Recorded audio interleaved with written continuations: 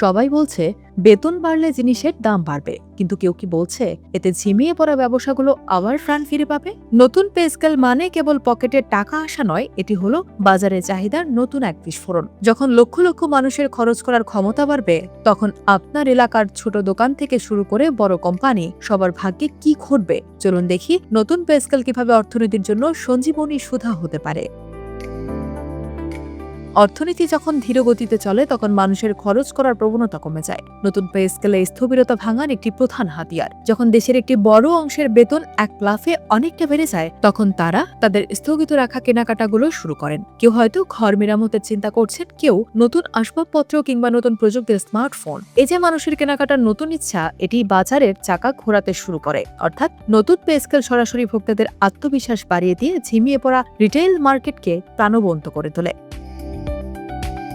চাহিদা বাড়লে উৎপাদন বাড়াতে হয়, এটি অর্থনীতির নিয়ম। নতুন পে স্কেলের ফলে যখন দেশীয় পণ্যের চাহিদা বাড়বে, তখন কোম্পানিগুলো তাদের উৎপাদন সক্ষমতা বৃদ্ধির পরিকল্পনা করবে। এর ফলে কারখানায় নতুন শ্রমিকের প্রয়োজন হবে, সাপ্লাই চেইন আরও শক্তিশালী হবে। অর্থাৎ সরকারি কর্মচারীদের বেতন বৃদ্ধির টাকা পরোক্ষভাবে বেসরকারি খাতের নতুন নতুন কর্মসংস্থান সৃষ্টিতে ভূমিকা রাখবে। এভাবেই নতুন পে স্কেল দেশের অভ্যন্তরীণ শিল্পায়ন এবং উৎপাদন খাতকে একটি শক্তিশালী ধাক্কা দেয়।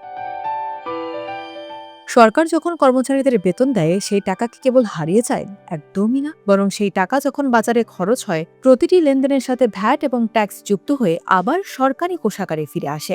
কর্মচারীরা যত বেশি আধুনিক পণ্য এবং জীবনযাত্রায় ব্যয় করবেন, সরকারের পরোক্ষ কর আদায়ের লক্ষ্যমাত্রা তত সহজ পূরণ হবে। এই বাড়তি রাজস্ব দিয়ে সরকার শিক্ষা, স্বাস্থ্য এবং অবকাঠামো উন্নয়নে আরও বেশি বিনিয়োগ করতে পারবে। অর্থাৎ এটি একটি চক্রাকার প্রক্রিয়া, যা শেষ পর্যন্ত দেশের সার্বিক উন্নয়নে অবদান রাখে।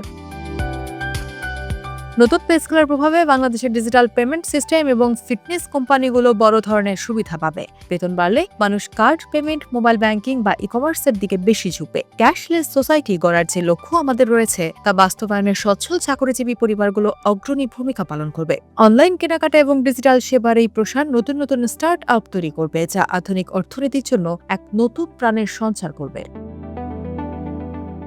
নতুন পে স্কেলের সবথেকে ইতিবাচক প্রভাব দেখা যাবে মফস্বল শহর ও গ্রামগুলোতে। সরাসরি কর্মকর্তাদের একটি বড় অংশ যেহেতু উপজেলা পর্যায়ে কাজ করেন, তাদের বাড়তি বেতন স্থানীয় বাজারগুলোতে প্রাণের স্পন্দন আনবে। জেলা শহরের ছোট উদ্যোক্তারা এখন ভালো ব্যবসার স্বপ্ন দেখবেন। বড় বড় ব্র্যান্ডগুলো এখন ঢাকার বাইরে তাদের শোরুম খোলার সাহস পাবে। এই আঞ্চলিক অর্থনৈতিক ভারসাম্য দেশের সামগ্রিক প্রবৃদ্ধি বা জিডিপিকে আরও টেকসই এবং শক্তিশালী করবে। পরিশেষে নতুন পে স্কেল কেবল একটি গাণিতিক হিসাব নয়, এটি অর্থনীতির জন্য একটি পজিটিভ সেন্টিমেন্ট।